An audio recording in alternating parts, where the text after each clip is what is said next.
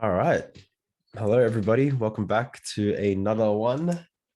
We've got a doozy today, but before we do, I guess we'll start with a joke. Don't mess with me. It'll be funny. Why did the cookie go to the doctor? Because it felt crummy. Cookie crumbs. Okay. So today's topic, let's get it up. It's going to be, the textbook said it was a challenge. Now, the reason that I'm going to show this to you guys is because I feel like it is a good exercise in how they may kind of play around with the integration question. I haven't seen it before, but given the past years, never know if it will come up or not. So with that in mind, let's give this a go. So it's kind of about proving the fundamental theorem of calculus, which you would have learned about from the last maybe 2 lessons. And basically the way that they do that is they use something called the signed area function. Now, all this is it's the definite integral, which is what you see right there, but we want to write it as a function of its upper limit.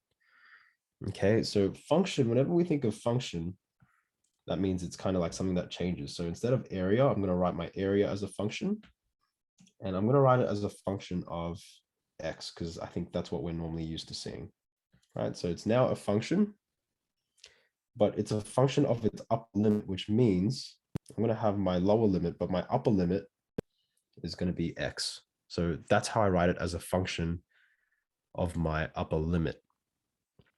All right, so as long as these two numbers are kind of the same, you've written your function, you've written your integral as a function of its upper limit. Now, the problematic thing here is we've been using fx dx, but now we're kind of using x because that's the general letter that we use for a function, just the notation. So now for our function, we're just going to use a different variable. We're going to use t. Okay, so again, this is going to look a little bit weird, a little bit gross, but this right here, that there is your signed area function. And we're going to be using that, I guess, and seeing it in two different forms. So the first form that you're going to see it in is this form here, the fundamental theorem in differential form. So we've got our signed area function right here. Right, that's our signed area function, same as before. But what we're going to do is we're going to think about it what happens if we differentiate it. And it's actually going to give us a fairly nice result that we can use to simplify some equations later. So let's just work with this. So if I've got ax, I'm just going to see what happens if I differentiate it. So if I differentiate it, what happens is I've got, if you can see here, it's kind of like a differentiation and an integration next to each other. So in essence, what happens is they'll end up canceling each other out. Now, the reason why, they'll cancel each other out because we know they're opposites. Now, here's the part that kind of becomes nice for us. Because it's a function of its upper limit now, we substitute in that x, and it leaves us with this nice little fx here.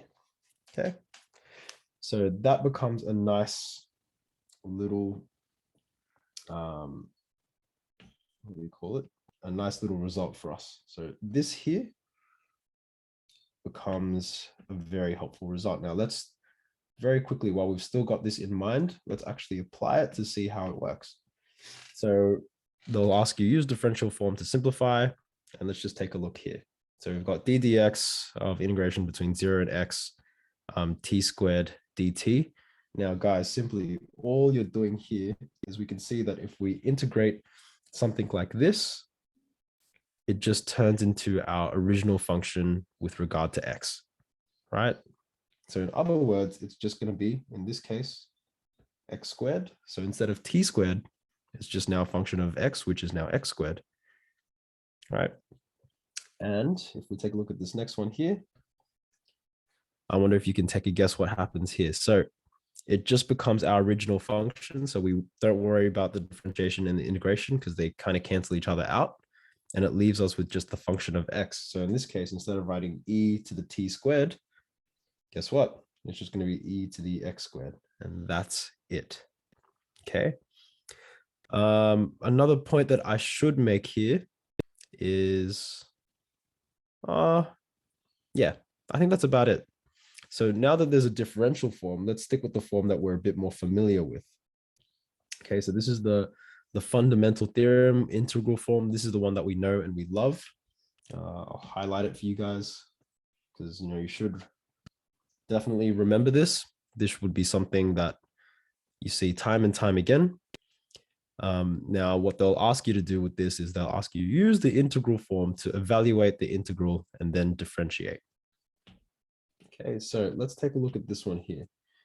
So how do we do something like this? Well, we know what the integral form or how to use the fundamental theorem. So what we're going to do is we're going to deal with this part first, and then we're going to integrate it with respect to x afterwards. Okay, so let's just deal with that. Let's take a look at this. I won't put equals here because I haven't got the answer, but let's do some working out. So if I was just to deal with this x to 2t dt,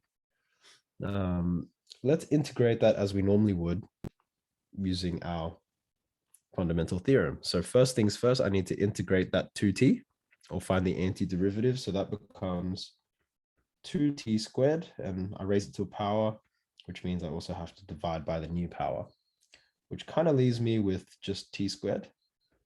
And I'm going to integrate that between 2 and x. Yep. And then what happens here is this ends up becoming x squared plus 4. Are we happy with that? Oh, hold on, x squared minus 4. Guys almost caught me there. All right, the reason being is now we just get, oh, hold on. Maybe I should write it out just in case you guys can't see what I'm doing here.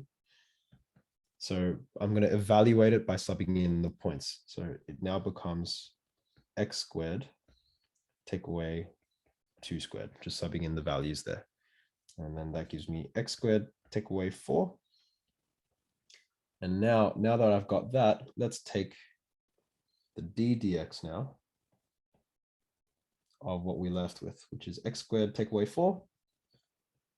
And what do we get? We get 2x. And so that's exactly kind of what we were expecting, because that looks very similar to that as if we did it using the differentiation form. Okay, so that's just some examples of the questions that they'll ask you in this topic. Now, I haven't seen this often in the HSC, but again, don't know if it'll come up. And if anything, it's a useful exercise for you guys. It's a good tool to have in your belt. Hopefully this was a nice short one. Enjoy, and I'll catch you guys later. All right. Happy mathing. Bye-bye.